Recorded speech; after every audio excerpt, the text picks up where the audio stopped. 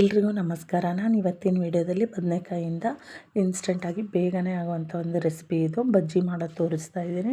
ಈ ಬದನೆಕಾಯಿ ಬಜ್ಜಿನ ರೊಟ್ಟಿ, ಚಪಾತಿ, ಮುದ್ದೆ, ಅನ್ನ ಎಲ್ಲದಕ್ಕೂ ಚೆನ್ನಾಗಿರುತ್ತೆ.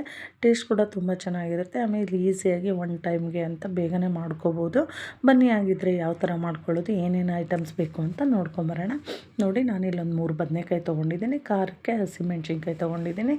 ಆಮೇಲೆ ಒಂದು 3 ಈರುಳ್ಳಿ ಚಿಕ್ಕದಾಗಿ ಕಟ್ ಮಾಡ್ಕೊಂಡಿದ್ದೀನಿ. ಸ್ವಲ್ಪ ಬೆಲ್ಲ, ಬೇಡ ಅಂದರೆ ಸ್ಕಿಪ್ ಮಾಡಿ. ರುಚಿಗೆ ತಕ್ಕಷ್ಟು ಉಪ್ಪು, ಜೀರಿಗೆ, ಕುರ್ಷಾಣಿ ಪೌಡ್ರು, ಹುಣಸೆಹಣ್ಣು ನೆನೆಸಿಟ್ಕೊಂಡಿದ್ದೀನಿ. ಒಗ್ಗರಣೆಗೆ ಎಣ್ಣೆ, ಆಮೇಲೆ ಒಂದು ಬಟ್ಲು ಶೇಂಗಾನ ನಾನು ಹುರಿದ್ಬಿಟ್ಟು ಸಿಪ್ಪೆ ತೆಗೆದಿಟ್ಕೊಂಡಿದ್ದೀನಿ. ಇನ್ನು ಸಾಸಿವೆ ಮತ್ತು ಕರಿಬೇವು, ಇಷ್ಟು ಐಟಮ್ಸ್ ಬೇಕು ಈ ಬಜ್ಜಿ ಮಾಡೋದಕ್ಕೆ. ಇವಾಗ ಯಾವ ಥರ ಮಾಡೋದಂತ ನೋಡೋಣ. ಒಂದು ಪಾತ್ರೆಯಲ್ಲಿ ಬದನೆಕಾಯಿ ಮತ್ತು ಹಸಿಮೆಣ್ಸಿನ್ಕಾಯಿನೂ ಹಂಗೆ ದೊಡ್ಡ ದೊಡ್ಡದಾಗಿ ಕಟ್ ಮಾಡಿಕೊಂಡು ಸ್ವಲ್ಪ ನೀರು ಹಾಕ್ಬಿಟ್ಟು ಒಂದು 5 ನಿಮಿಷ ಬೇಯಿಸ್ಕೊಳ್ಳೋಣ. ಅದು ಹುರಿದು ಹಾಕ್ಕೋಬೋದು, ಬಟ್ ಹುರಿದ್ರೆ ಅಷ್ಟೊಂದು ಚೆನ್ನಾಗಾಗಲ್ಲ. ಹಂಗಾಗ್ಬಿಟ್ಟು ನಾನು ಸ್ವಲ್ಪ ನೀರಲ್ಲಿ ಬೇಯಿಸ್ತಾ ಇದ್ದೀನಿ. ಒಂದು 5 ನಿಮಿಷ ಬೇಯಲಿ. ಅದು ಬೇಯೋಷ್ಟೊತ್ತಿಗೆ ಒಂದು ಮಿಕ್ಸಿ ಜಾರ್ಗೆ ಶೇಂಗಾ ಬೀಜ ಮತ್ತು ಇದೇನು ನಾವು ಜೀರಿಗೆ ತೊಗೊಂಡಿದ್ವಿ ಅಲ್ವ, ಜೀರಿಗೆ ಮತ್ತು ಉಪ್ಪು ಹಾಕ್ಬಿಟ್ಟು ಇದನ್ನು ಮಿಕ್ಸಿ ಮಾಡ್ಕೊಳ್ಳೋಣ. ಸ್ವಲ್ಪ ಬೆಲ್ಲ, ನಿಮ್ಗೆ ಆಪ್ಷನಲ್ಲು, ಬೆಲ್ಲ ಬೇಕು ಅಂದರೆ ಹಾಕ್ಕೊಳ್ಳಿ, ಬೇಡ ಅಂದರೆ ಸ್ಕಿಪ್ ಮಾಡಿ.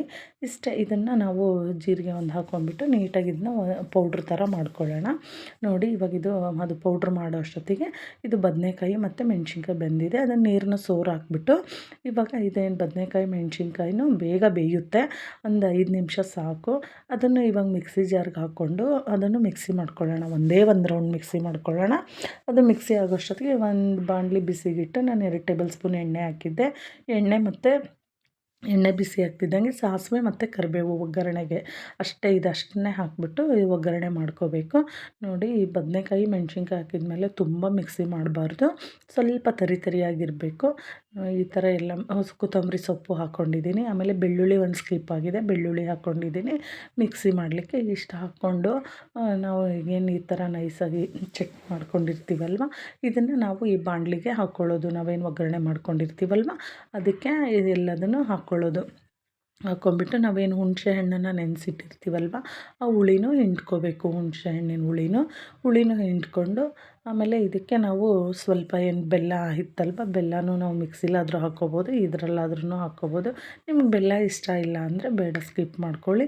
ಇನ್ನು ಕುರ್ಷಾಣಿ ಪುಡಿನ ನಾನು 2 ಸ್ಪೂನ್ ತೊಗೊಂಡಿದ್ದೆ. ಹುಚ್ಚೆಳ್ಳು ಪೌಡ್ರು ಅಂತೀವಲ್ವ, ಅದನ್ನು ಒಂದು 2 ಸ್ಪೂನ್ ಹಾಕ್ಕೊಂಡಿದ್ದೀನಿ. ಆಮೇಲೆ ಈರುಳ್ಳಿನೂ ಅಷ್ಟೇ ತುಂಬ ಚಿಕ್ಕದಾಗಿ ಕಟ್ ಮಾಡಿಕೊಂಡ್ರೆ ಇದರಲ್ಲಿ ಚೆನ್ನಾಗಿ ಅನಿಸುತ್ತೆ. ಈರುಳ್ಳಿನೂ ಹಾಕ್ಕೊಂಡಿದ್ದೀನಿ.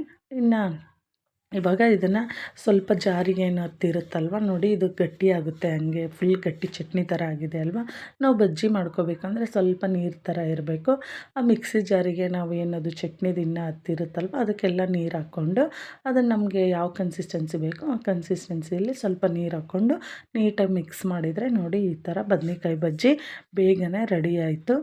ಇದು ರೊಟ್ಟಿ, ಚಪಾತಿ, ಮುದ್ದೆ, ಅನ್ನ ಎಲ್ಲದಕ್ಕೂ ಸೂಪರಾಗಿರುತ್ತೆ. ನೀವು ಒಂದ್ಸರಿ ಟ್ರೈ ಮಾಡಿ ನೋಡಿ, ಕಮೆಂಟಲ್ಲಿ ತಿಳಿಸಿ ಯಾವ ಥರ ಬಂದಿದೆ ಅಂತ. ಪ್ಲೀಸ್ ಇನ್ನೂ ನನ್ನ ಚಾನಲ್ ಯಾರೆಲ್ಲ ಸಬ್ಸ್ಕ್ರೈಬ್ ಮಾಡ್ಕೊಂಡಿಲ್ಲ ಪ್ಲೀಸ್ ಸಬ್ಸ್ಕ್ರೈಬ್ ಮಾಡ್ಕೊಳ್ಳಿ, ಲೈಕ್ ಮಾಡಿ, ಶೇರ್ ಮಾಡಿ. ಇನ್ನೂ ಹೊಸ ಅಡುಗೆಗಳನ್ನು ಹಾಕ್ತಾ ಇರ್ತೀನಿ, ಹೀಗೆ ಸಪೋರ್ಟ್ ಮಾಡಿ. Thank you.